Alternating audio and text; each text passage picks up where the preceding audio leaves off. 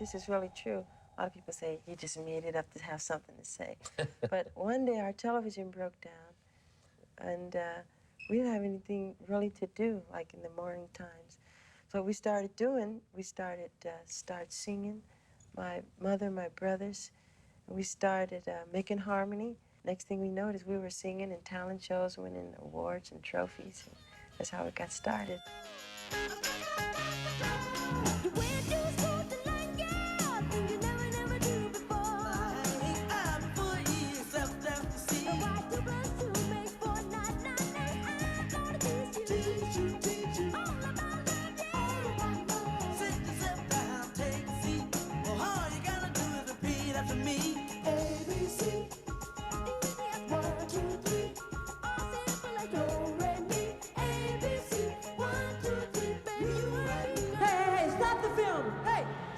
Please.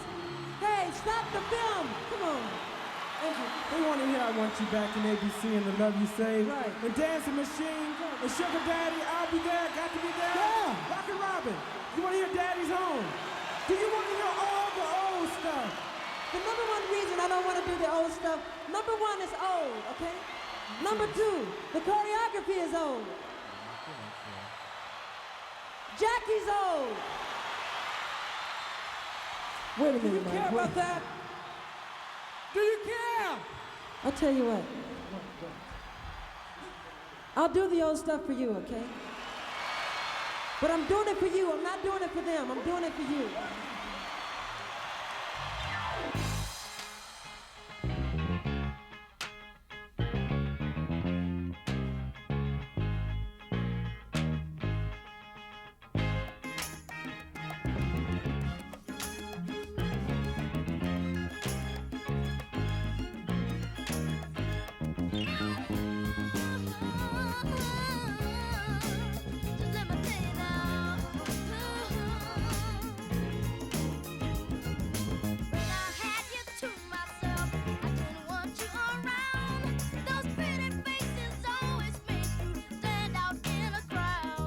Their first 4 songs broke historical records because they all went to #1. The very first 4 songs they ever recorded, which was I Want You Back, ABC, The Love You Save, and I'll Be There.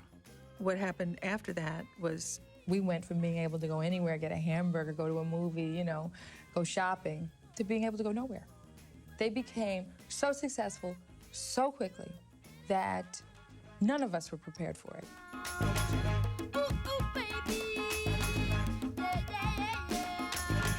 He used to sing songs with a lot of feeling, and he would sing them with a lot of feeling and a lot of moving, like he had been here before, like he had lived it before. Vocally, he was just leaps and bounds ahead of what anybody could teach him. He came here knowing that stuff. It was in his DNA. I discovered that Michael was very talented when he was just about 2 or 3 years old. Michael had a lot of rhythm, and he loved to dance. I think he was born dancing. Michael told me way back, he said, Steve, I'm not gonna be poor. Imagine 11 kids living in a 2-bedroom house in Gary, Indiana. And Gary, Indiana is no Beverly Hills. It was hard. When you have all those kids like I had, and you kids, you know, they like to eat, so when they holler, they want some food, you gotta put something in their hand. And I kept food on the table, plenty of food, Spike. Joseph had done a remarkable job creating the group. I can remember how much it meant to all of them, but particularly Michael, to make it. I would say to this day, Motown was the greatest school for me. Really, it was the best. I learned how to cut a track as well as producing. I've learned so many things about writing. Pretty much like a college that taught us everything about songwriting and producing and everything. And we learned so much about lyrical content, how to produce songs, and just being a great artist. They had the best songwriters and artists in the world. Here we are in Chicago. You see here members of the Temptations. Down here on the bottom is little Michael with his afro, and I'm right next to him. That's me, y'all. What Michael learned is to be great, you had to be persistent. You had to You had to work. You got to watch people like Diana Ross, Marvin Gaye, Stevie Wonder. The Temptations and all these Smokey Robinson, Smokey Robinson, Clips, all those wonderful guys that we idolized. And these were legends in the music industry that he was able to observe up close in the studio, in their element. I got my degree from Motown University. It was really an atmosphere of competition. Competition breeds champions, but you can't let the competition overcome the love. And so it was all built on love, and Michael was full of love. And the atmosphere just suited him very well. We learned so much being with all those great songwriters and producers. And at the time when it's taking place, you don't realize that. When we were kids ourselves, I didn't know how to do this. And we were learning as we went together.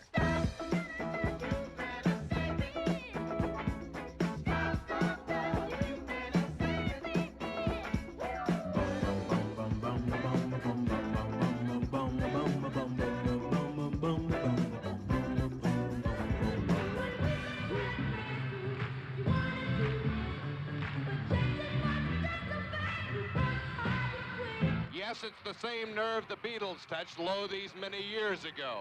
Only this time it's a group of black teenagers fronted by an 11-year-old soul brother.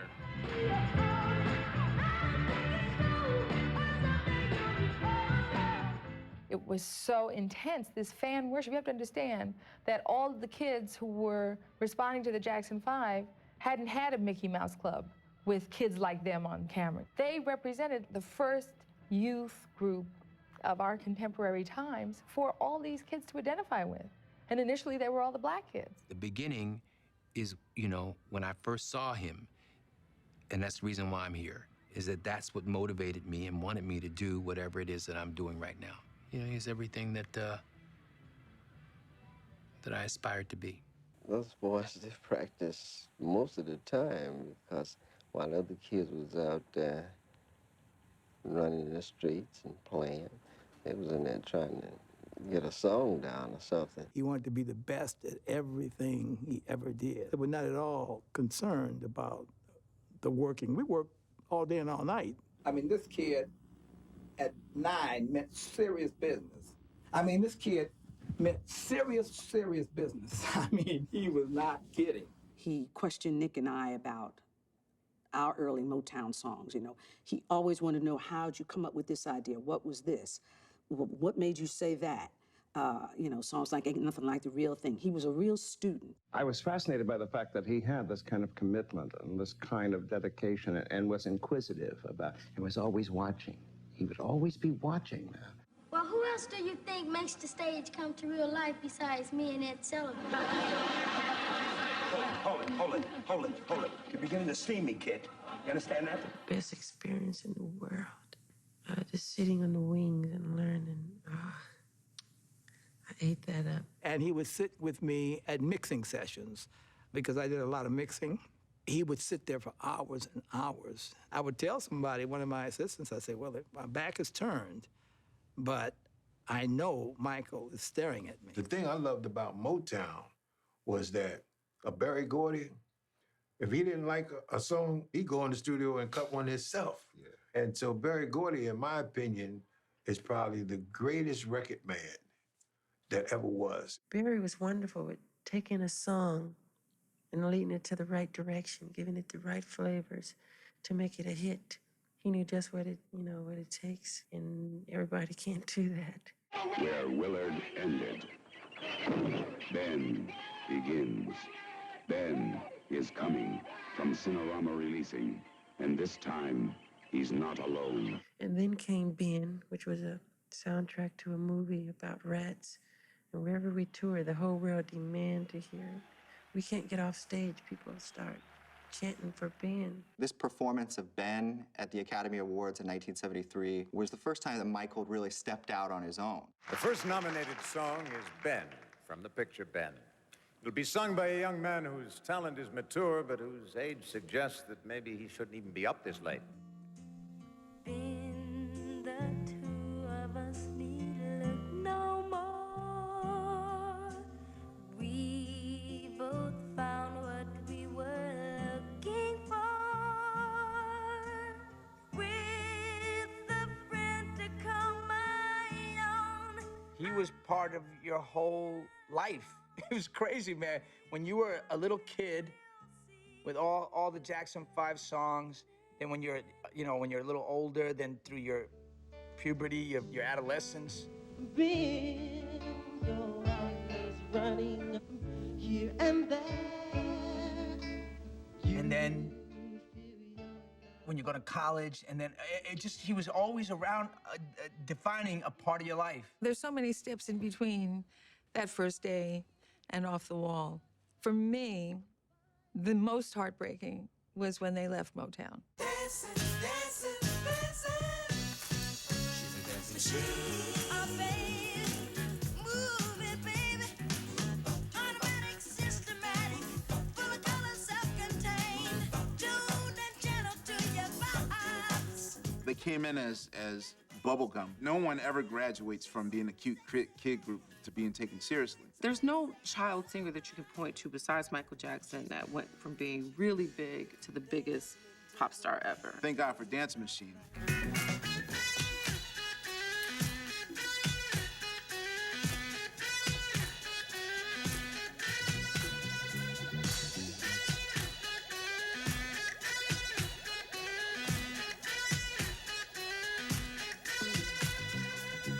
What they were observing at the time at Motown, what the Jacksons were observing, were a lot of the artists having creative freedom.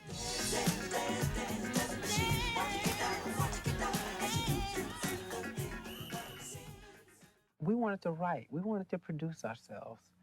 And our contract in Motown didn't let us do that. And plus, our contract was expiring at the time, and it was time to make a new change. Two guys named Ronald Luxembourg and Steve Popovich. Okay, and they were with Epic. One was head of promotion, one was head of A&R. And they came to me and said, we're going to sign the Jacksons, as a group. It all started at the Warwick Hotel, and there's nothing but kids around the whole hotel. I went to the doorman, and I said, what's going on here? And he said, the Jackson 5 are here. And it gave me the opportunity to go, just the way I am, into the lobby. I picked up the house phone, and I called, and I said, Michael Jackson, please. And they rang right through to room 805. And he came downstairs with his dad. And I looked at him and I said, what do you want to do? And he said, someday I'd like to do my own music. I said, really? What about now? The group wanted to leave Motown. Joseph thought that he wanted to bring them and take them to a whole other level that Motown just couldn't do. But I was told not to sign them.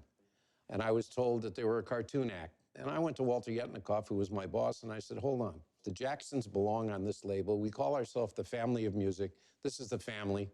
I want to sign them. I said, well, I don't know how many records they've sold. So I went to hear at the Westbury Music Fair. Michael was 15 years old at the time. He's singing a song to a dead rat, which you remember, named Ben. Okay, and I come back and I said to these guys, are you crazy? I was signing, we're going to give him $3.5 million. I said, Walter, please. You're new in your job and you're really not qualified to judge this. I was in the job like 3 weeks when that happened. He was like, okay, I'll go along with you guys. You seem to know what you're doing. I said, you're probably right. That was my brilliant move in signing the Jacksons.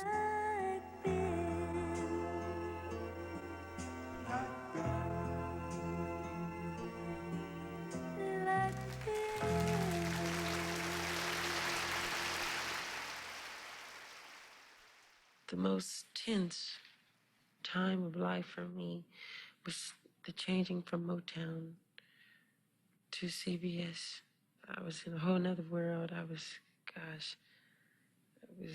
didn't know what was happening. Understanding the challenge of a child prodigy having to make a transition from now being a serious artist, how much courage it takes to actually step outside of that and to come with a new sound. That could be pretty damn scary. Kind of a critical decision that the Jackson 5 with their father, Joe Jackson, made to leave Motown.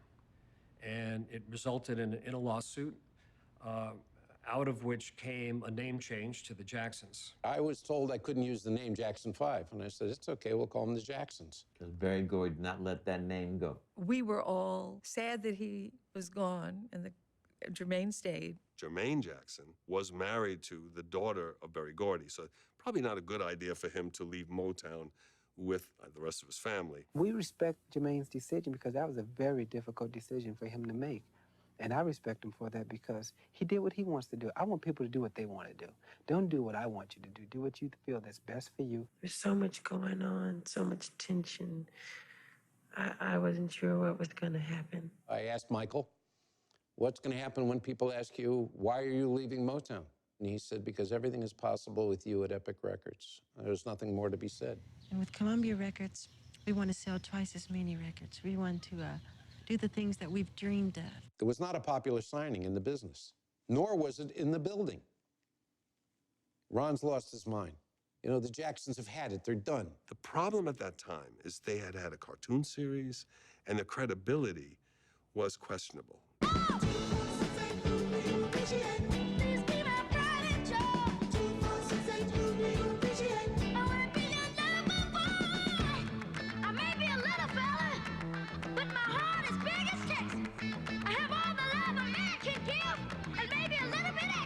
I'm going to give them as much credibility as I possibly can.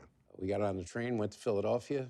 Gamble and Huff opened their drawer full of hits. When you think of disco and when you think of quality disco, you came to Philadelphia. Two of the people that Michael Jackson learned from immensely were Kenny Gamble and Leon Huff, who were the creators and entrepreneurs behind Philly International. The proprietors of the disco sound.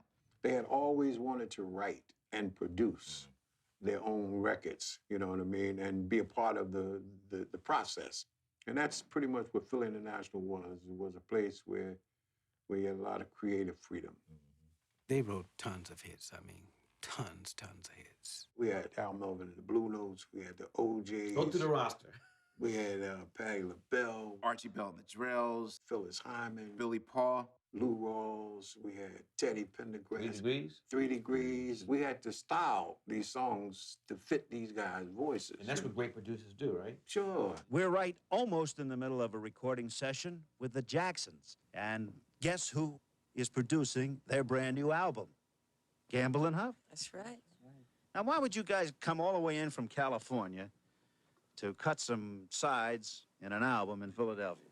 Because Gamble and Huff organization is here, and they're two of the best producers in the world. Working with Gamble and Huff, they do it in a little quicker pace. It takes 3 weeks to make a record. I didn't know you can make a record in 3 weeks, a whole album. They were the Jimmy Jam and Terry Lewis of the 70s. And Michael always says that he learned a lot about the songwriting process from Kenny Gamble and Leon Huff, how to structure a song, how to create great arrangements. And the Jacksons came to Philadelphia for 2 years to record 2 records, the Jacksons and Going Places.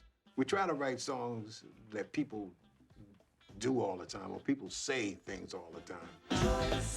Enjoy yourself with me. People say that all the time, so, you know, enjoy yourself. You got to enjoy yourself.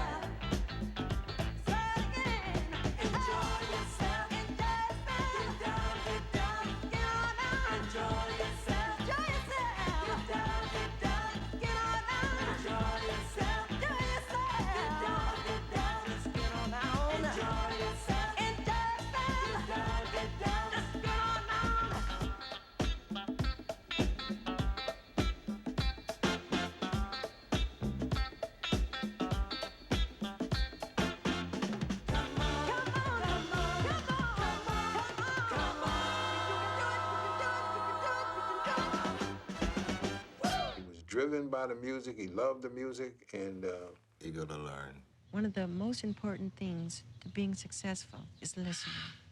It's listening and watching and being a good person to work with, easy to work with. Every song is a negotiation. Every production is a negotiation if you're co-doing it with someone. You know, the producer wanted me to pronounce words a certain way. There was a song, and there's a line in it where he sings, Now I'm a man that's for all seasons, and what the city offers me ain't naturally. He sings that, and I go, oh, no, that's bad English. So I say, hang on, Mike, and I come out, and I said, so it's like, isn't naturally, or isn't natural? I told him you pronounce the word so precisely, it takes away from the feeling of the song, and we got into a little thing with that. There's a lot of give and take, and sometimes you don't want to give. Or sometimes you give, but you feel like, I should have left it the way it was. Something said in my brain, shut the fuck up. Stop being the grammar police. This guy's a genius. Just get out of his way. I was right, and I won. But it was a good learning point. You want to 100% express your idea. It's just 100% expression of me. We have two singles on the album coming out in December on Epic. First time we've written some songs on the album. It was a different style, but still it was a hit record. So when we started putting that together with what we heard amongst the brothers, it created our own style of music. It's time to write. Something to let you know that it's time for you to go out and do it yourself. So we decided to write and produce our own songs. And we finally did. And we went through so much, with people not believing in your work or saying, are you sure? Are you sure? And we said, yeah, we know we can. We know what we can do. And we went in and we wrote the Destiny album. I felt it was something that came within from us, and this is the Jacksons. This is us today. On the Destiny album, which is the album that comes out in 1978, a year prior to Off the Wall, he's starting to make those moves. He wrote Shake Your Body Down to the Ground. Where were you when you first heard about that record? How did it happen? It was at home, and Randy was playing this groove on the piano. Dun, dun, dun. I said, what is that? He said, oh, it's nothing. I said, don't say that, it is something. And I just started singing to his playing, and it came about. I called some of my friends out here that I had a lot of respect for that knew how to arrange. I thought the key to really making an album of a vocal band like this is obviously great musicians, great arrangements. Bobby Colomby convinced me that I should get more into arranging. He said, and here's who you're gonna do it with. And next thing you know, I'm in a room with the Jacksons. Then we brought Greg in to come and help us with the record on Destiny album again. Yeah. Man, shoot. Amazing. Everybody was using Greg for the game. It was soup then. When I first heard the demo for Shake Your Body, it was, obviously the melody was there, which was very strong, and they had the basic piano part, that you hear the dun dun dun dun, all that rhythm was there. Walk around the piano with your head on the right sky, but I do know that I want you. But there wasn't as much going on rhythmically. Greg came up with it.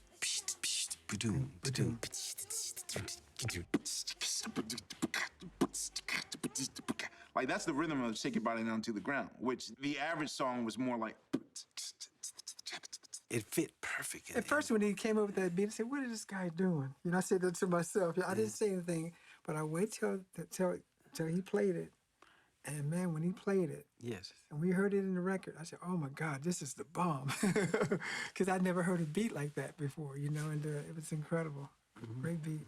I said, if the Jacksons ever need a drummer, let them know your friend is in town. The guy's name is James McField, keyboard player who got me the audition. And Tito said that. He had his arm on his guitar, and he said, let's play Shake Your Body Down, like this kind of look. He said, you know that one? So I started playing the beat. And they're looking at each other. The Jackson brothers whispering in each other's ear. And they're like looking, and I'm like saying, oh no, I'm blowing it. Because that beat is very tricky. You have to know when and how to cross your arms to make the toms happen, the intricate hi-hat happen, and keep the beat going without losing any of the elements. And then Randy, he said, nobody could play that beat. That was a 3-part overdub. And I said, really? I said, I thought the guy played it at one time. And they were shocked and amazed I could play it. And they said, you're our drummer. We had Tom 84 doing the horn arrangements, who is a horn arranger out of Chicago who did all the Earth, Wind & Fire's. And then horn arrangement. And then we got Earth, Wind & Fire horn players to come in and play. I mean, horn players love that lick. It's as dissonant and tension-provoking a verse musically. You can't. I'm going, what's going on? Where's the bridge? Where's the solo? I'm just used to other form. Epic's really not interested in them at all at this point. It was kind of like, oh God, we got to put this out. I get a call from Paris Ely. He's head of promotion for the R&B department. And he says, hey man, Shake Your Body's a hit. I want to show you, first of all, the album, and then show you the inside, if I may, and from left to right. They are Randy and Tito and Jackie and Marlon and Michael, and they are the Jacksons.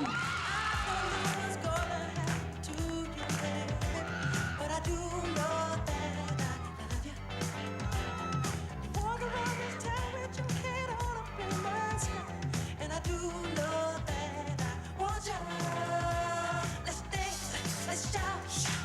Shake your body down to the ground. Let's dance. Let's shout. Shake your body down to the ground. Let's dance. Let's shout. Shake your body down to the ground. Let's dance. Let's shout. Shake your body down to the ground. That enabled people to see Michael Jackson finally as an adult. Because it was musical. It was a long way from ABC. And I Want You Back.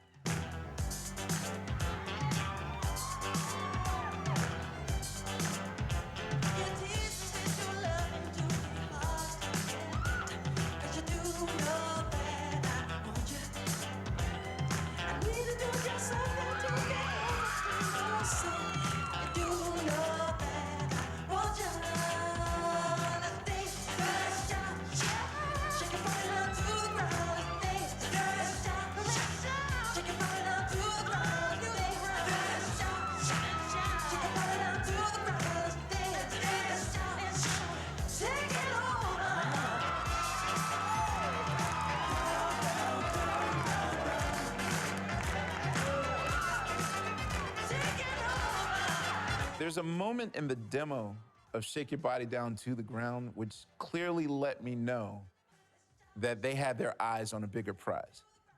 It's 1978, and the biggest selling album of all time is Saturday Night Fever. And there's a moment that you can hear Jackie in the background say, "Psh, I can't wait till the Bee Gees hear this shit." I want the Bee Gees to hear this shit.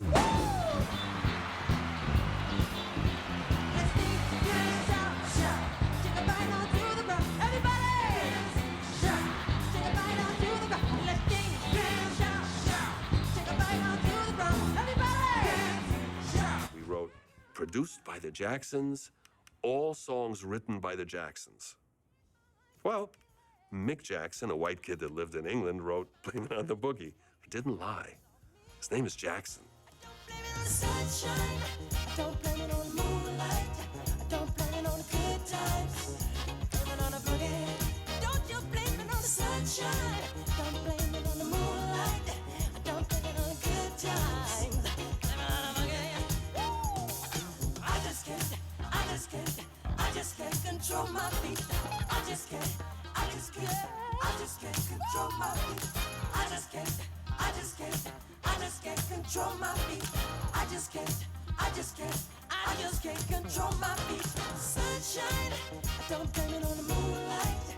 I don't blame it on the good times. Don't blame it on the boogie. Don't blame it. Sunshine, don't blame it on the moonlight. Don't blame it on the good times. Don't blame it on the boogie. I just can't control my feet. I just can't control my. So Michael starts singing. He throws the headphones down and bolts out of the studio. I turned to the engineer. Did he get feedback? Did something? He goes, no, nothing. I go out to the hall. He's dancing. It was unbelievable. He was spinning around. He goes, I'm sorry. He said, I can't stand still and sing that section. I got to get this out. He had watched James Brown, the Nicholas Brothers, and Sammy Davis. He can see somebody dance one time, like Freddie Astaire and some of those other stars, and he can do just exactly what they. Easy to catch on. Jackie Wilson, which I used to watch on the wings every day on stage.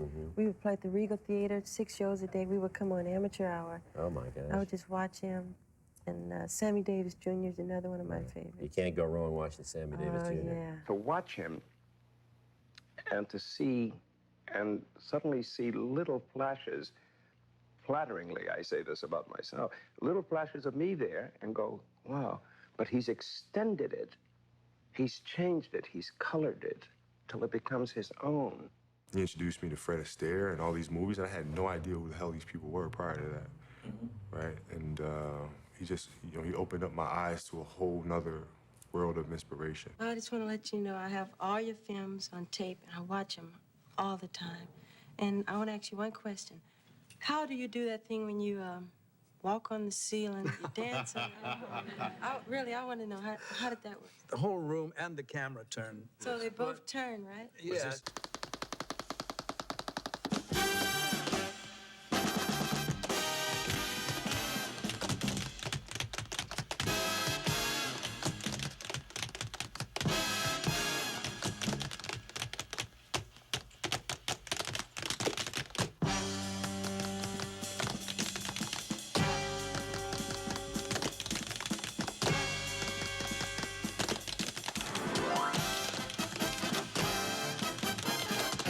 Michael's dance is based on energy, and he moves like an electric eel. He's got, I think the adjective electric is good for him.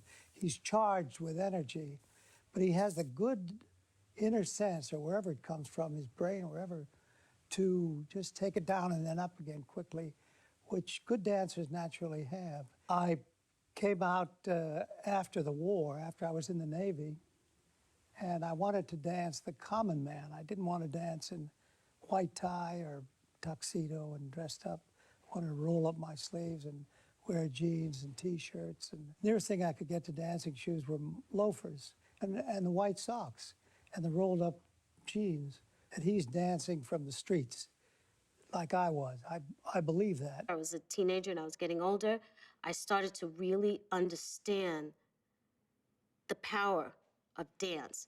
The way he could spin, stop on a dime, and point with such intensity, that's the power I'm talking about. And I perfect a certain amount of moves. There is beauty and simplicity in really stripping things down.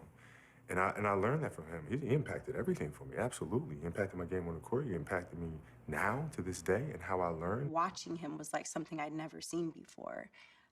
It was something that was magical, that was creative, that seemed like something that I could mimic. That's how I found my love for dance before I found classical ballet. I used to ask him, I said, man, how much do you practice? He said, you know, I would dance until I can't dance no more. I said, what do you mean? I danced till my legs, I physically could not move. There's a lot of people who just don't have that same type of drive. You see it in an artist like Beyonce, that kind of drive. You know, a lot of times when it comes to Black artists, it happens with Basquiat, it happens with Miles Davis, with Michael Jackson. People talk about their kind of natural gifts, as if there's not strategy and skill and craft, as if Miles Davis didn't go to Juilliard, or Basquiat didn't know who Monet and Renoir were, or Michael Jackson hadn't been doing this his entire life. Some of my favorite writers are Johnny Mercer, Irving Berlin, George Gershwin, Duke Ellington, Count Basie. No. You got to put the work in, man. You got to put the time in. And really, man, it's love that you're putting in. You know, because people that do this kind of stuff, man, we love what we do. This is dated November 6, 1979. He was on the road with his brothers on the Destiny Tour. MJ will be my new name. No more Michael Jackson. I want a whole new character, a whole new look. I should be a totally different person. People should never think of me as the kid who sang ABC, I Want You Back. I should be a new, incredible actor, singer, dancer that will shock the world. I will do no interviews. I will be magic. I will be a perfectionist, a researcher, a trainer, a master. I will be better than every great actor roped in one. I must have the most incredible training system to dig and dig and dig until I find. I will study and look back on the whole world of entertainment and perfect it. Take it steps further from where the greatest left off. You guys are really riding a big high now as far as producing records and so on. Do you think this is the peak of your career now, or have you gone down a little bit? Or are you expecting bigger and better things? What are you looking forward to in the future, man? Recording other artists and going into acting. We get a lot of scripts in, but we haven't found the exact script that we want to use. So we're picking and deciding. Think you may be a big movie star one day, huh? Yeah, I'd like to give it a try. Yeah, it's a good business to be in. You got the looks, you know. Fortunately, I didn't, What?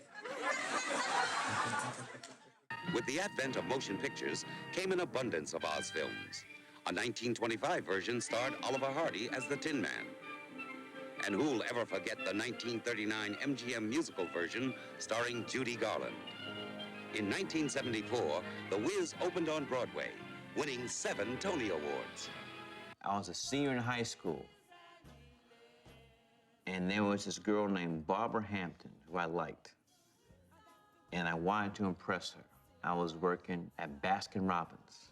I just saved my money. I finally got enough courage to ask her, "You really like to go see The Wiz with me? I got 2 great seats at center aisle." She said, "Nah, I don't think so." Scalped them for double the price. I took Michael the first time to see The Wiz. He went back 30 more times. The Wiz, when it came out in 1978, was Lumet's movie adaptation of that great long-running play that was on Broadway with Stephanie Mills. So it's real, real, real. There was a great debate, at least in my neighborhood, that Diana Ross is dope, but the only reason why they cast is because she's Diana Ross. Stephanie Mills would have been a better fit for the film, but for whatever reason, she didn't get the job. We're not going to do it with an unknown young actress. We have to have the star power to make it cross over. It also was the most expensive movie ever made with an all African-American cast. So because of Car Wash and Sparkle, and you know this happens in Hollywood, where you designate as the go-to guy for black material? I was the Black Rider. The Black Rider, huh? And Sidney was probably the #1 American director right then, because he had done Serpico, Dog Day Afternoon, Network, Murder on the Orient Express, I think all in a row. He was king. Right. And definitely king of New York. Michael was desperate to play the Scarecrow. Always wanted to have a film career. There was some rumor that he was supposed to star in the Frankie Lyman story that never happened. The Wiz was supposed to be a huge film. Diana Ross, his longtime pal, is starring in it. He's no longer in Motown, and Michael called Berry Gordy. We were doing The Wiz. Rob Corn was handling it. He was working for me at the time with Motown Productions. It would have been very easy for him to say, well, you know, Michael, you're gone now, and I think we'll find somebody else. Sidney was adamant that he didn't want Michael. He felt Michael was over and had been a cute little kid, a musical star, but hadn't grown into it. And I just said, you're making a mistake, and I want you to meet him. Of course, Lumet fell in love with Michael. Michael may be the purest talent I've ever seen. He's incapable of a false moment. He's so true that anything around him has to become true, or if you don't work honestly around him, you're going to look as if you're faking it. Well, yeah, he's all those things, plus this kid can dance and sing like nobody else. It was so obvious, the genius of this boy. I mean, it was so effortless. When I was real small and I saw the original Wizard of Oz, the Judy Garland version, I always fell in love with the Scarecrow. I think most kids do, because you feel sorry for him and everything, and he's his character. And I always watched them. Matter of fact, I had the step down they did when I was around 6. I would do it all around the house. All of the Yellow Brick Road. Ta-da! Woo! Come on, Dorothy! Come on! Woo! Come on and ease on down the road. Come on, ease on down the road. Don't you carry nothing that might be a load. Come on, ease on down the road. Matter of fact, that hill that we do ease on down the road was going uphill. And Diana and me, we were so out of breath. We had to do it a couple of times, really. I mean, it was going straight up. Keeping on the road that you choose. Don't you give up walking, 'cause you gave up shooting. You don't die. He'd come in for a 5-hour makeup call in the morning, get the makeup out of the way, right on the case. He knew everybody's lines, everybody's songs, he knew everybody's position, and he stood there almost at attention. And I saw this uncanny type discipline in such a young person. Quincy, of course, was the musical director. He was doing the score for The Wiz. And you see him for a minute, right? You see him for a minute conducting the band in the movie. And I was a Quincy fan. You know, Smackwater Jack, Walking in Space, Body Heat, all that stuff. The Wiz seemed like a great combination of all these things that he could do. Lumet was very happy to have Quincy. We all were. That just kind of guaranteed the musical portion would hit a strong popular chord. He didn't actually have a feature number in the film when they hired him.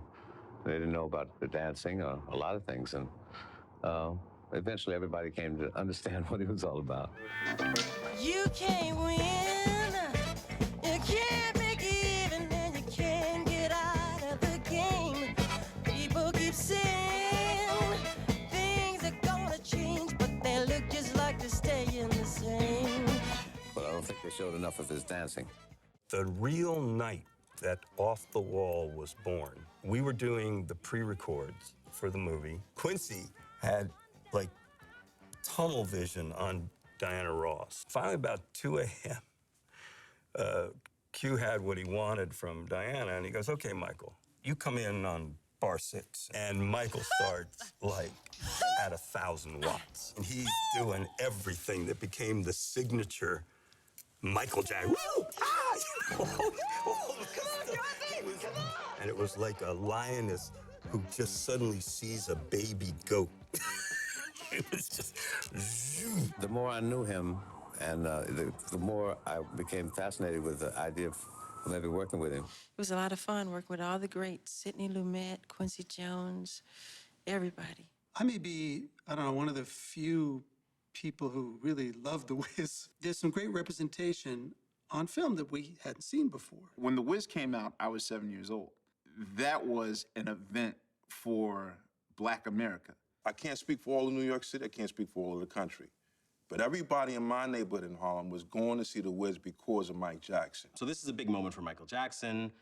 He gets to fulfill his acting desires, and he's finally in a big Hollywood film. So he and his sister LaToya moved to New York. I found an apartment on 400 East 56th Street off First Avenue. In the summer of '77, a legendary summer. There were blackouts. There was a serial killer, David Berkowitz, the son of Sam, who's doing all these random killings. People were terrified. The first summer of disco, it was the time in which all of these nascent music forms were coming up. Punk, hip hop, disco was huge. And there were all these different elements that were happening in New York at the same time that were sort of coming in contact with each other or clashing with each other. I have a feeling that's probably where he first heard a lot of early hip hop, the beatboxing that he's basically doing on a song like Working Day and Night. Even though he's only 19, he was going to Studio 54 on a regular basis. Perhaps you've heard the name Studio 54. It attracts the rich and the famous, the glamorous and the powerful. They come to this disco palace in New York City just about any night of the week. He was making all kinds of eccentric and unusual friends that, now we see the photos of and it looks really strange. He's hanging out with Liza Minnelli. Hi, sweetheart. Hey, just hanging out in New York? Yeah, Studio 54. Come here a lot? Oh, God, yes. Why? Because I like the atmosphere of Studio 54. I've been to a lot of discotheques, and I don't like them. What's Honestly. the difference? I don't know, the feeling. I mean, the excitement of the props coming down and the balcony. It's just exciting, honestly. I'm certain that his experience and going to Studio 54 during the filming of The Wiz played a big part in where he wanted this album played. And it doesn't mean that he wanted to make a disco record. He is a dancer. He's a marvelous dancer. He's an influential, innovative dancer. But why do you dance for fun? Because you're just being free then. Most of the time it's set choreography when we're on stage. It's stuff you have to do every night. When you dance here, you're just free. You dance with whoever you want to. You just go wild. What about the craziness? It gets crazy and wild and... No, it doesn't. No. And not only is it fun to dance, it's fun to look at, other people. You walk around and you see all kind of things, like Darth Vader was here the other night. It was incredible.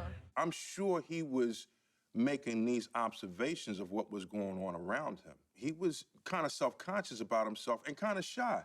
So he wasn't trying to be around all of the wildness, all of the freakness. You know what I'm saying? He would go in a DJ booth and just watch people and make these mental notes, and I'm sure musical notes also. And I think all of that shows up on Off the Wall because it's certainly one of the most sensual albums he ever released. It contains this sort of exuberance and the sexuality. It's where you come when you want to escape. It's really escapism. When we left Motown, a certain amount of albums for the Jacksons and a certain amount for me as a solo artist. He's coming out as an autonomous figure, separate from his father, separate from his brothers, and really establishing himself as a solo actor. I called him up one day. I said, do you know anybody who could produce the album? Because I knew I had songs that I wanted to do. I didn't really I wasn't asking him to do it. And he said, sure. And he said, why don't you let me do it? I said, that's a great idea. I mean, there was some speculation, would Quincy be the right guy? He's a jazz guy. Would he be, They didn't think that he can make a contemporary hit record that everybody in the whole world would like. I don't think that it's possible to sit down and try to intellectualize and theorize about how you can make a record that can appeal to many, many people. The people in this room, it's very difficult to try to make a record that everybody in this room would like. The label had other ideas about who he should go with. They wanted Maurice White was one of the people, and they also wanted Gamble and Huff to work with him. Michael came back all teary-eyed one day and said, the people at Epic don't want to use you. They said, you're too jazzy, you don't understand this kind of music. But they don't know. These guys don't know. The A&R men, they don't know. Thank God he went back and he with Freddie DeMann and Ron Weiser, and they fought and they said, he's doing it. Quincy called me one day and said, we're going to do Michael Jackson's album, his first solo album. And I thought to myself, holy cow, I better get serious. Because I don't get those kind of calls very often. When you discover Off the Wall for the first time, forget all the music for a second. Let's just talk about the sonics, the sound of it. The sonic of that album stands up against any album right now, period. Because it's raw. It was before drum machines, before heavy computer programming. Making an album is totally different today than what it was. Because when we made those albums back in the day, we had live musicians, live drummer. That way you get magic, you know, you get a little bit of magic. And if somebody's playing just a little bit under or something like that, that's all part of making the record breathe to me. That's a pulse. It's supposed to, it's like, yeah, it's a pulse. Yeah, But today, everything is right on. Today Because is they right on. quantize every damn thing. Everything is right on today. These were like living, breathing recordings that were for the dance floor. Machines are great, but incredible musicians, I feel like, who beat it every time. I'm always telling engineers, like, you better study and listen. If they were able to accomplish that type of fullness and that type of sound, they're able to do that then, you better be able to do something great now, or you're fired. What Quincy has is an extraordinary history. He's leading the band behind Count Basie. Working with Frank Sinatra. Sammy Davis Jr. Pawnbroker. Heat of the Night. Sanford and Son studied in France under a great orchestration. Nadia Boulanger, who taught Ravel. And he's unlimited musically. He can, if you want anything, he can do it. Jazz, folk, pop, classical, soul, gospel, anything. Michael wrote 3 songs on the Off the Wall album, Don't Stop Till You Get Enough, Working Day and Night, and Get on the Floor. He wanted the freedom to develop as an artist, and writing these 3 songs was very important to him. Don't stop till you get enough. Keep on. Put your heart, don't stop. Don't stop till you get enough. Keep on. Put your heart, don't stop. Don't stop till you get The demos are kind of a revelation in that they really illuminate Michael's abilities as a songwriter and show how developed these songs were when he brought them to Quincy Jones. You really see Michael's rhythmic sophistication. That's what did it. Boom, boom, dum, dum, dum, That's the phrase that pays. That's the hook right there. Michael ain't got to say a word yet. They could play that bass line, and they could run it non-stop, and we're good. The opening bars of that record is just like, you could be playing the worst set of your life, or you're at a wedding, or you're at a club, it doesn't matter. And you just first, doom, doom, doom, it's just like, ah! You kind of get this little tick, you know, that's going on. Anybody that you're around, you know, they're just down for it. Even the guys try to be hard, like, you know, it's you just in there. You know, I was wondering, you know, if you could keep on, because the force, it's got a lot of power, and it makes me feel like it makes me feel like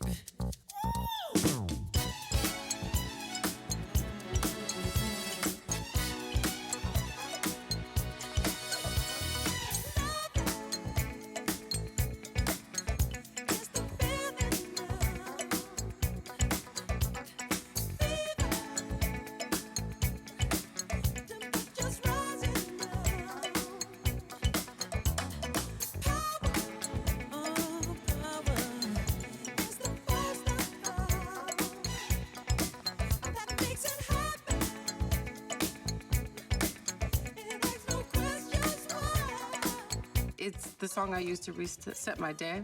It's the song that I use when I need to be motivated. It's my absolute favorite Michael Jackson song. These are my own songs. I'm going to communicate my own thoughts, my own emotions, my own ideas, my own kind of, you know, rhythmic sensibility, vocal trademarks. I mean, you hear a lot of that in these songs. Completely uninhibited. You feel his energy coming through because you feel that freedom. And that's the first time we heard that iconic yell. That's his free at last, free at last. I was in Buffalo with you. Fantastic show, but you darn near blinded me there, man. That thing is dynamite when you come out. They have to see that, you jumping out of there. Oh, don't stop.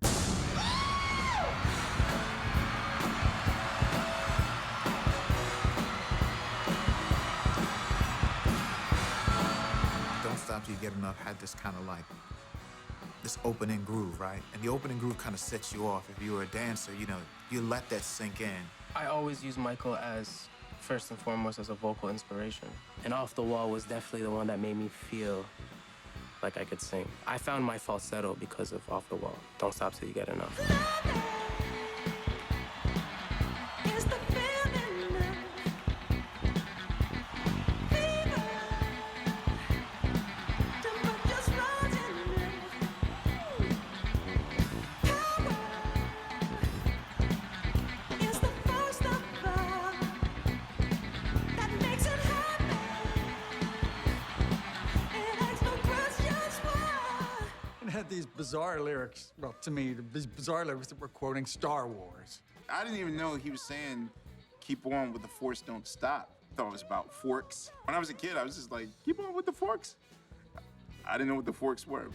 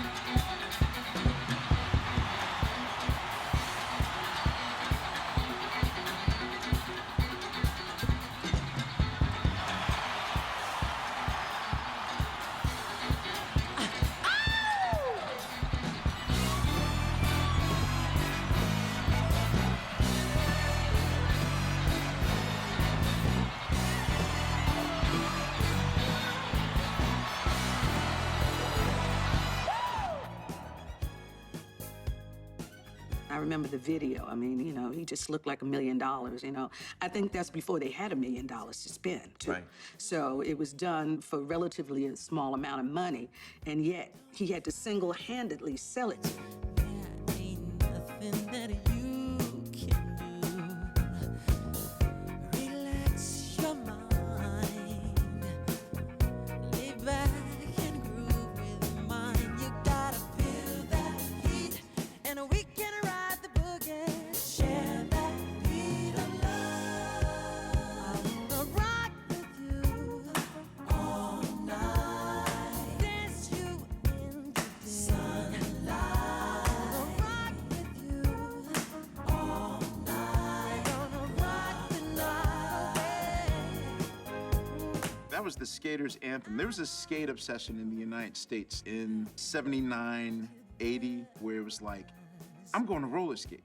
A good song to roller skate, it should feel like the floor to your skates. It should be the foundation for all of that flowing. Just take it slow. 'Cause we got so far to go. When you feel that heat, and we gonna ride the boogie. Share that beat of love. I wanna rock with you all night. Dance you into the sunlight. Wanna rock with you all night. We gonna rock the night away. Rock With You seemed like there was symbolism behind the video. They had like the halo around the angels, the shining suit. I mean, he made that look cool. I can never pull that off, but I can listen to Rock With You and know where I was the first time I heard it at Pegasus. When that song came on, people just stopped in the club. They just froze, you know, and then slowly, one by one, they got on the dance floor.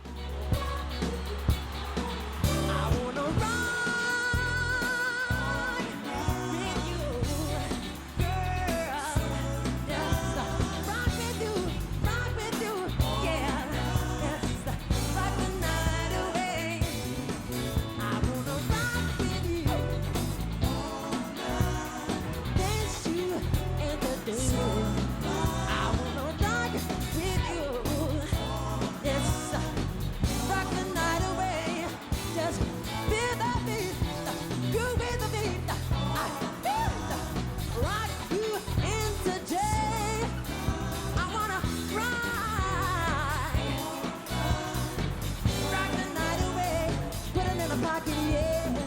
I wanna rock it, rock it, rock it. I wanna rock it,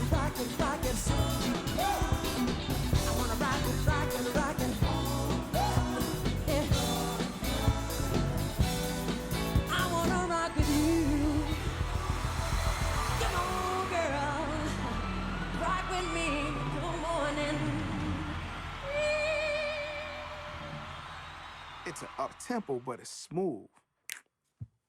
That's fast. That's fast. It's hard to make up-tempo music where you can dance, be emotional at the same time. Most people just get into a groove, so most of the times you don't get that much of a real song there. So they don't stand up as well as a good storytelling ballad through the years. You want stuff that's gonna have legs, that's gonna hold on. And his up-tempo really does hold on because he really crafted a real song on top of a great groove. I looped that breathing exercise on Working Day and Night.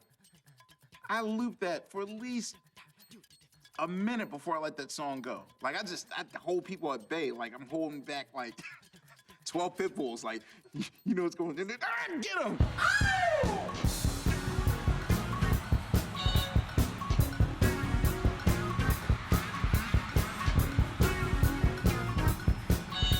I'm embarrassed to even say this, but I used to dance by myself to that song.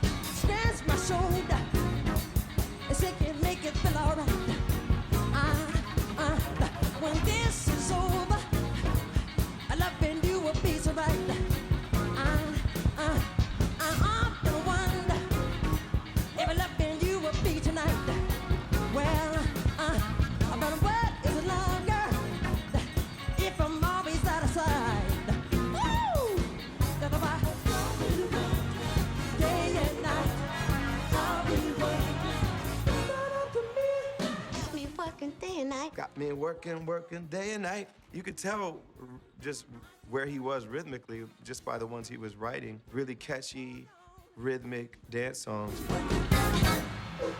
Michael's reference is certainly American R&B and soul and funk, but I also hear Africa in there. And you have to also remember the Jackson 5 toured Africa in the 70s.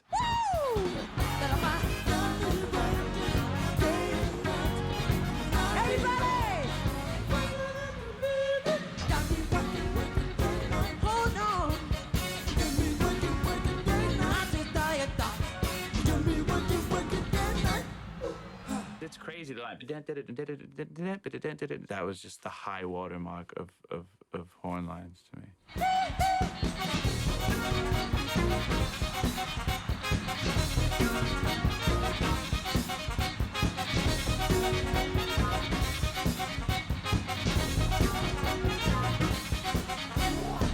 There's all these instrumental stretches and breaks in these songs that give the musician some shine too. David had this. Certain David Williams sound, had this certain sound, that like bites.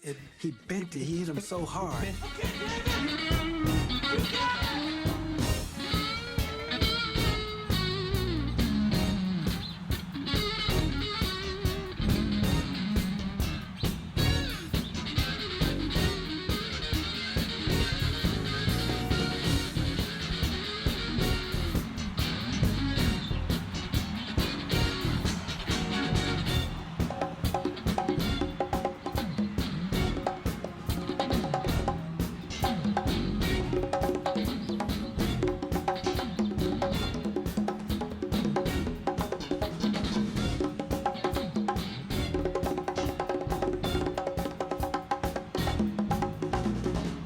Sometimes he would take it upon himself to bring the rhythm that he wanted, and that really influenced me. He always had an idea of what he wanted every instrument to sound like, and that's how he recorded. You came in the studio, and he told the guitar player, he would sing every part. He didn't play it, but he can sing it, and if you didn't play it like he sang it, he would sing it till you played it like he sang it. God damn it. I do believe deeply in perfection. I'm never satisfied. I'll cut a track, go back and back and back, and darn it, I should have done this, I should have did it. And it's #1 on the chart. You're still screaming about what you should have done. It's evident when you see somebody's work. You can see the details, and if they actually truly love what they do, if they really do pay attention to the craft. Perfection was the name of the game. It's about the content of what you do, the quality, the heart, the soul, the love. I think this generation has just become, the perception has become skewed. The love for the craft becomes secondary to the love of fame and notoriety. My generation, the Jordan generation, Bird, Magic, Michael Jackson, they focused on what they love to do. One of the hidden gems is Get on the Floor, which was co-penned by Louis Johnson from Brothers Johnson and co-written with Michael. I don't know if everybody knows this, but you're also a composer. One of my favorites was Michael Jackson's Get on the Floor and Dance. Originally, that song was created by the bass. I just had that groove.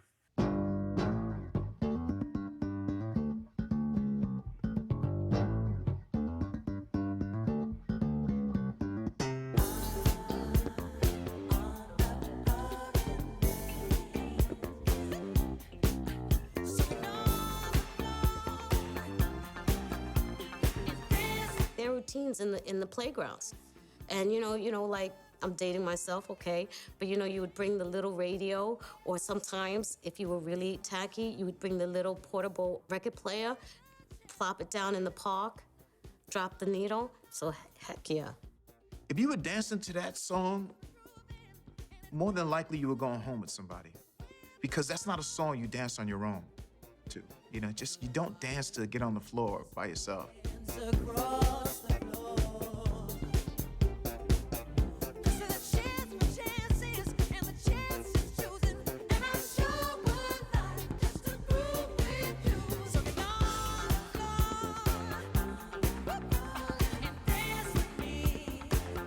Off the Wall is a DJ's dream. The A side seems to have been tailor-made for the dance floor. You basically have 5 songs. The first 4 songs on side 1, and the first song on side 2, Off the Wall. My favorite record on Off the Wall, I like Off the Wall.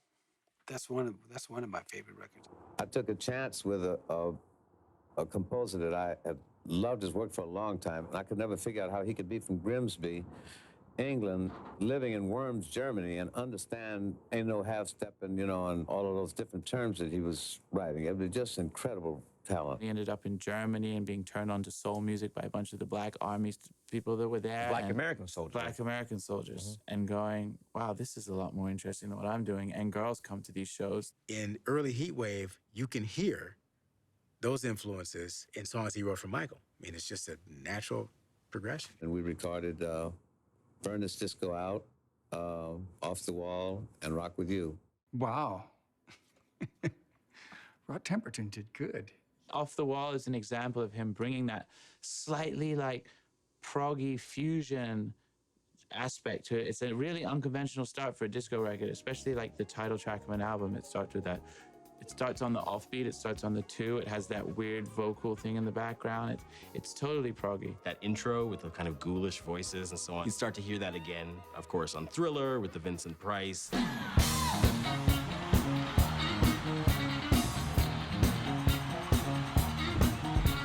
the world is on your shoulder, gotta straighten up your act and bring it down. If you can't get with the feeling, then there ain't no one who's gonna pull you down. 'Cause we the body for night and day. If it's wet, we got the only way. So tonight, it's not about the bullshit. It's just enjoy yourself. Groove. That's you. Nothing so bad at all. You live it off the wall.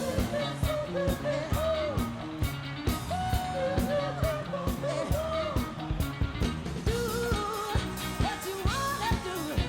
There ain't no rules. It's up to you. Time to come alive and a party on. Time to the night. Girlfriend was a song on the London Town album by Paul McCartney. Girlfriend, I'm gonna tell your boyfriend. I love it. Girlfriend, I'm gonna tell your boyfriend felt like Michael was singing to me on that one. I did. If we go out together and a bunch of girls start following me, let's hear what you say to them to make them go away. Get away from him. He's mine, not yours.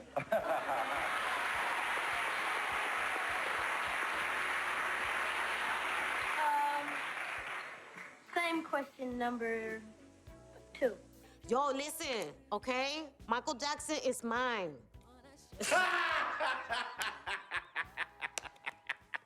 Some of the songs that I sing, my favorite is ballads. I kind of listen to the words, and it's really relating something. I wrote She's Out of My Life as a result of being very much in love with a wonderful young woman. Do you ever get so upset that you're speaking to yourself out loud? Well, I was. I was in the car on the Pasadena freeway, and I'm saying, man, she was there for you. She loved you. She wanted to marry you. You're the one who said no. Face it. She's out of your life. Saturday morning, the phone rings, and it's Q, and he says, hey, man, you've been writing. And I played the song, and it's ringing out, and he said, play it again.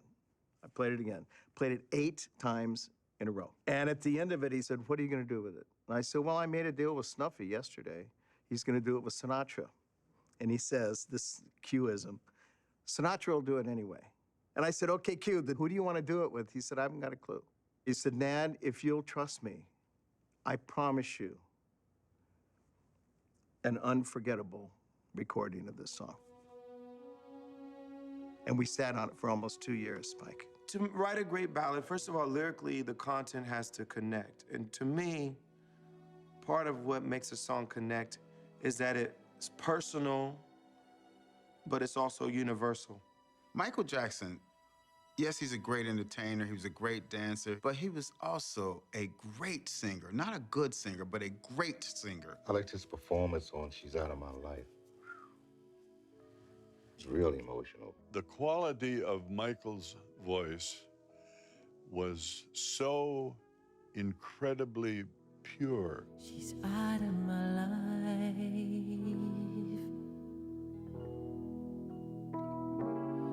She's out of my life.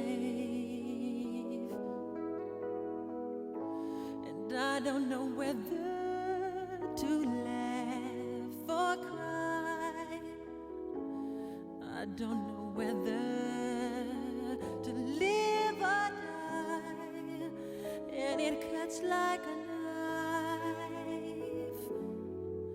She's out of my life. I cried every time that he performed She's Out of My Life, and he would cry too. Everyone relates She's Out of My Life to Eddie Murphy, right? Anyone who was growing up in the 80s we saw Delirious first. That's Michael's hooks, his sensitivity.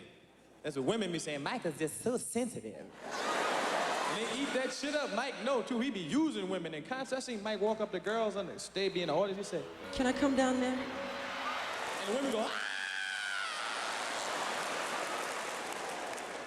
Then if you don't scream, Mike will get real sensitive and cry on your ass.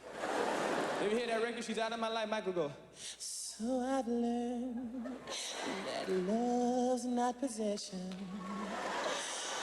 And I've learned that love won't win.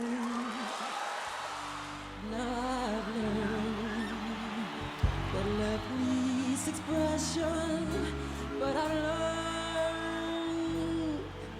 too late, and she's out of my life.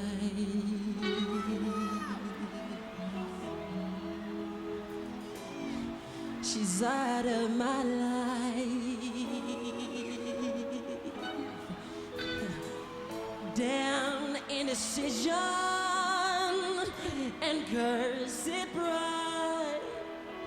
I kept my love for her locked deep inside, and it cuts like a knife. She's out of my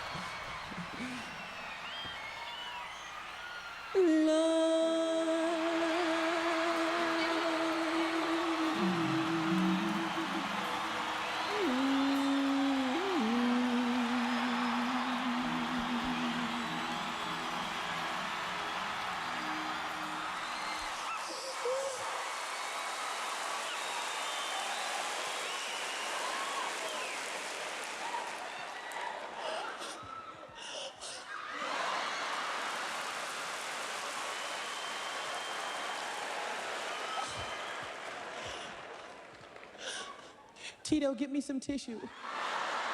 And I had an opportunity to listen to the stems where he's trying different takes. And he actually apologizes for messing the song up. I'm sorry I messed that up. It was amazing because every time he sang it, he cried. And I was trying to figure out what relationship he had, you know, that he could identify with that. So he did it 2 or 3 times. I said, that's the way it's supposed to be, and just let it stay in there. A lesser producer would have milked it for all it's worth, would milk all that drama for all it's worth. Like, trust me, if Puffy were producing She's Out of My Life, Puffy would have had the whole mark. He would have had Kleenex, like, sponsor the tour. You had people talking about, well, what was he crying about? Who was he talking about? Is he talking about Brooke Shields? Is he talking about, what girl is he talking about? You know, is he still talking about Ben, that rat? We'd seen him out publicly with Stephanie Mills. We'd seen him out with Tatum O'Neal, with Maureen McCormick from the Brady Bunch. Girls would get together and like, I wonder who he's talking about. You know what I mean? And you would look at the Tiger Beat magazine to look for the gossip and everything. Who made Michael cry? That's how we took it.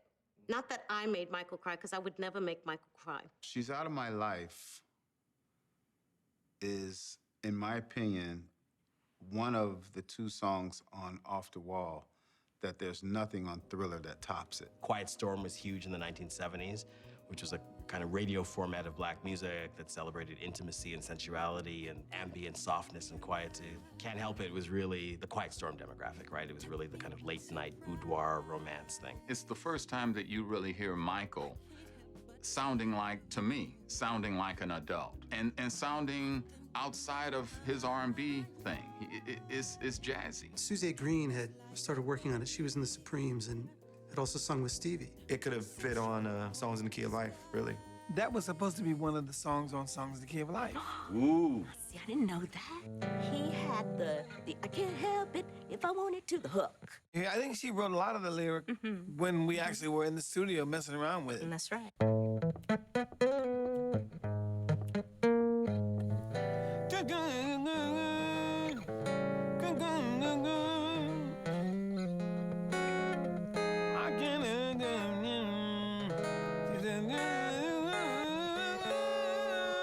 I Can't Help It is my favorite. Stevie overdid it with that song. The nature of the chords are very nocturnal. You know, it doesn't sound like a sunny day to me. It sounds like, you know, a beautiful paradise evening, you know, somewhere untainted by the humans, you know, mystical world, you know, unicorns walking past and shit. My sister Renee had been hearing me play this cassette. She and Michael were friends, and she took it over to let Michael hear it, and I think it was great that he did it. I mean, really, he did an incredible job. The melodies are very seductive. They carry some of those signature Stevie lines, but also the signature Stevie chords. I really believed in the album. First of all, I believe in Michael Jackson. Stevie Wonder. I love Stevie Wonder. Being with Stevie Wonder, being in his sessions and just sitting in and learning, it just is incredible. You could put on I Can't Help It right now and I'd still find something that I haven't heard, or it would remind me of something, or the warmth of the bass line would just be like, just kind of wash over you. It's just like, you don't get sick of that music. I did a record back in 1977. We did It's the Falling in Love. We co-wrote it together, and I know you played on it. Yep. I think my record served as a nice demo. Patty Austin was a singer in the Quincy Jones arsenal. The very first time that I've heard Patty Austin's voice was It's the Falling in Love. The thing that really steeps a record in its era and that can make it sound dated is relying heavily on very specific technology of the time. And in the 80s, it was very much about gated reverbs. In the late 70s, you had these like big, massive disco claps. This album was perhaps maybe one false step away from being a very dated disco record. Didn't have any of those like tricks or gimmicks. It was pretty much, even though it was immaculately arranged and all the percussive parts and all the way the parts work together, there's nothing other than a bunch of dudes playing the shit out of a song in a room. That will never date. In a lot of ways, Off the Wall is probably the culmination of classic disco. It came out in August 1979.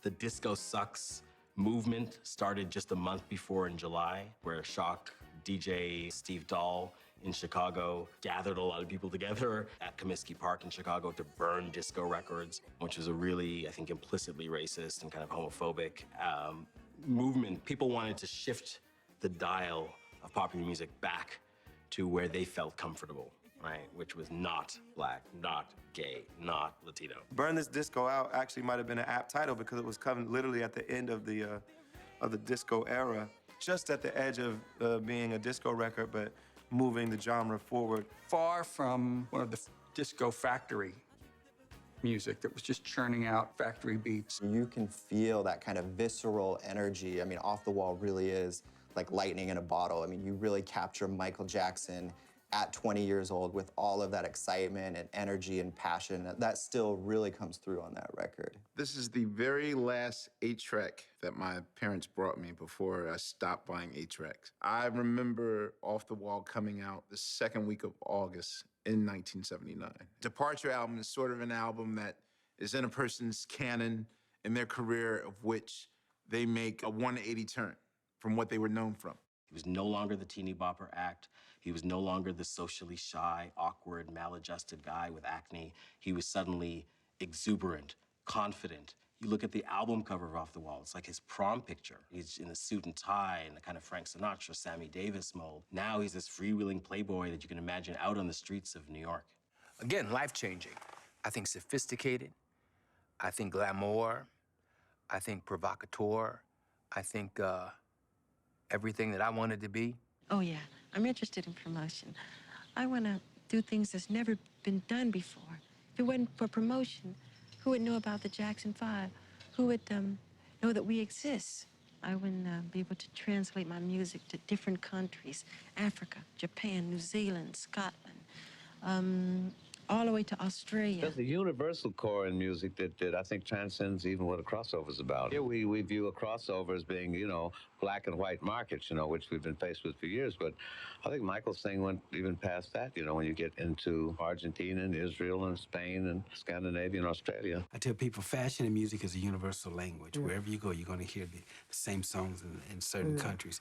And when people come together for those songs, they're all happy. They're all at peace. Because a lot of people don't even speak English when you travel the globe, but they know the song, they know the music, and they learn the lyrics somehow, and that's just so wonderful how you can bring people together just through your music. Michael Jackson can come out on stage and not say anything, and you know that he cared. 100,000 people in an Olympic Stadium feel that he's right there for them. Everyone thinks, you know, like they've had such a personal connection with him, you know, but that's how great he was. He made you feel like that. Michael just inspired me to be a better person. I actually do believe that the blessing that the Lord gave this family, the musical blessing, the true mission behind all of that, I believe, is to unify the world together through your music as one. And it's about changing the world for a better place for our kids to grow up in. He had seen what had happened to artists like James Brown, Little Richard, Jackie Wilson. Sometimes the industry wasn't fair to black artists. I remember fighting in the meeting, you know, like, how come Michael's not on the cover of People magazine?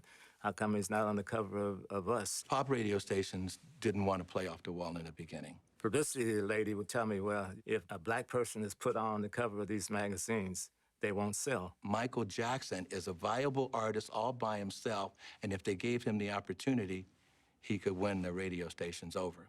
And he did. He just made us feel like this is where we are, is where we always were, and we weren't.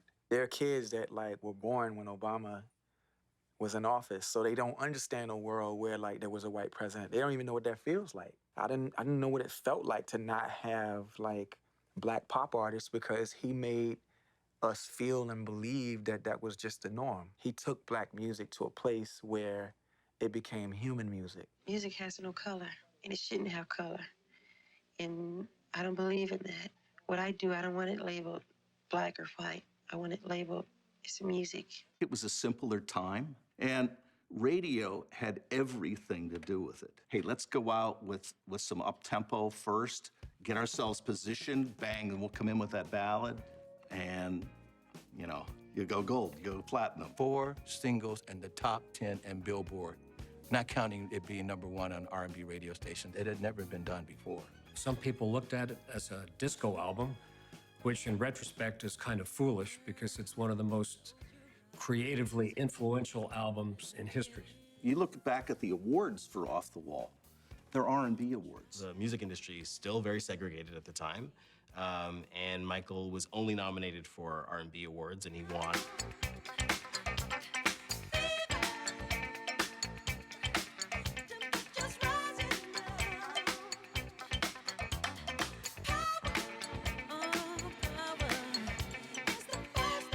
Love is my message. He thought it wasn't fair. He thought they snubbed him. It wasn't fair. He came in and he told me, he said, Mother, next year, they're gonna have to give it to me. And that was Thriller, huh? That's right. Off the Wall really kind of set the blueprint for R&B, and I think most artists today acknowledge that. It's hard to come up with something fresh and new all the time. They go back and they say, what was great? What was done that was just great? And they find themselves listening to Off the Wall. And then they take a little piece and they say, see how he did this? We gotta do that. See how they made this sound? We gotta do that. I do that, so I know. That album, you hear it in music all the time. Pharrell to Justin Timberlake. My music would not be here if it weren't for his influence. Off the Wall and the next album after that as well. Like, I wouldn't have music. I don't think there's any other record that I played more music from, like in the course of 20 years of DJing. 10 to 15,000 times, like I have released the vinyl on those songs. Off the Wall is the album I still play to this day. It's the album that I put on when I want to teach my daughter how to dance. It was soul music's epoch of magic realism. And when I say magic realism, I mean it was transformative. It takes you someplace else. It's so rich musically.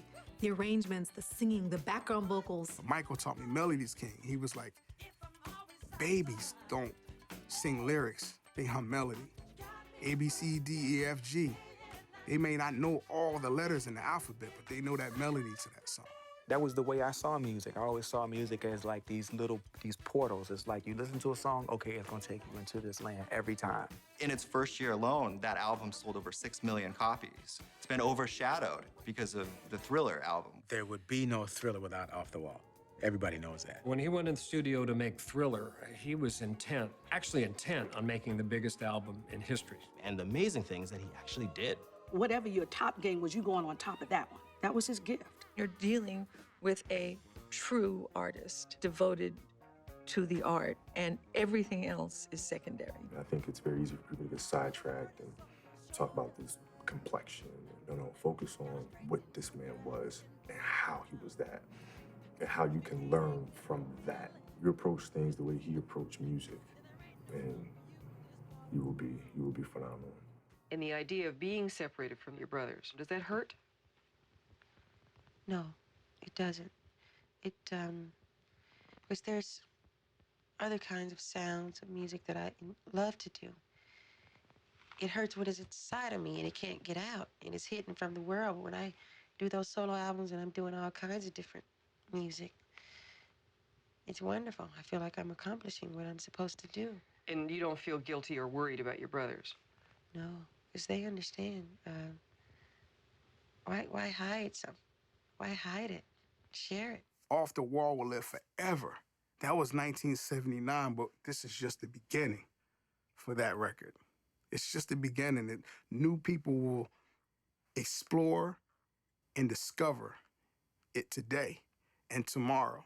And it'll be something new to them today and tomorrow. It's just the beginning. He transcended sexual barriers, racial barriers.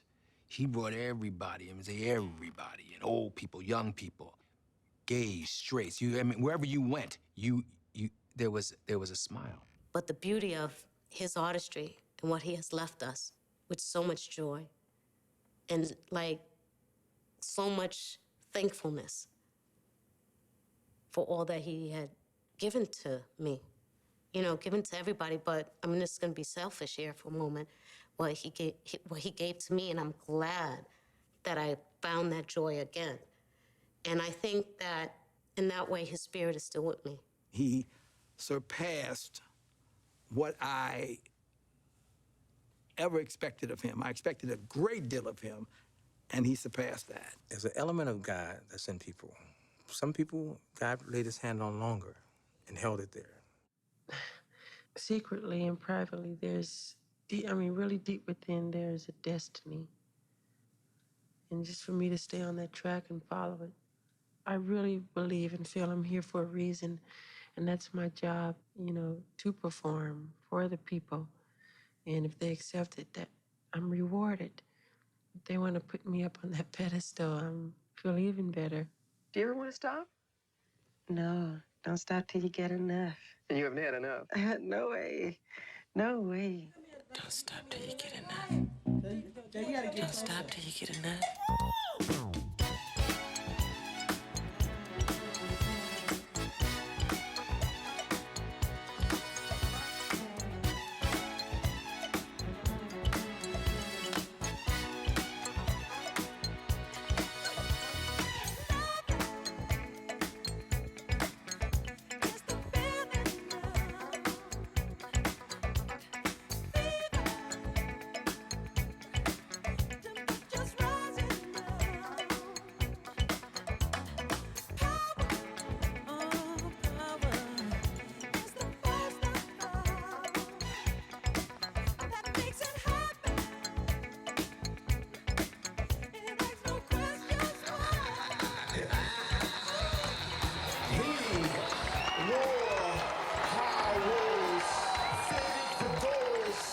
Gary, Indiana chops, black moccasins, white socks, from the ghetto to the block. Happy birthday, king of pop. Getting up, we won't stop.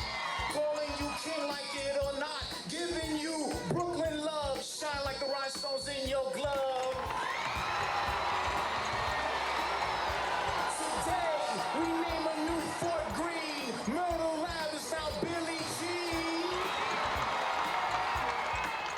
Way, say, get plug the jackets at Dr. J's. 12-inch vinyl off the wall. Bought it cheap, I'll be swimbo. Coney Island, Neverland, Red Hook, Mirror Man, Southside, Williamsburg, Dirty Diana, Ghetto Bird, Bed-Stuy, Afro, Jackson 5, Baby Bro. Frontin' future, frontin' potent, wanna be started something. East New York, polo boosters, mama say, mama Kusa. Brooklyn, head to the hills, this is the way you make me feel. Flatbush, what y'all say? Liquor shop for MJ.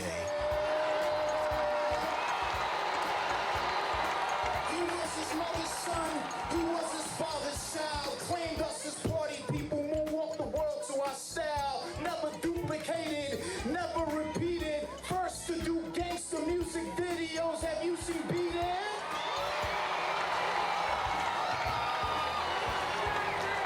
I remember when the killing rate went down with the crime, cause the whole hood stood home waiting to see Michael and Eddie Murphy. Do remember the time? We love the second his eye, we love the plank in his struggle. We love the way he would show up to a black tie, then rockin' Robin his monkey bubbles. Hey, Brooklyn.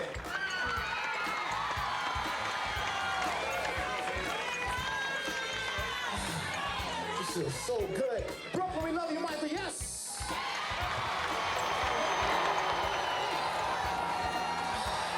Little baby blue in heaven, go find your spot in the park. Swing, slide, seesaw, you were our shot in the dark. You gave us a better nightlife, 51 years of victory. Now enjoy yourself, enjoy yourself, enjoy yourself for me. Enjoy yourself. Don't stop till you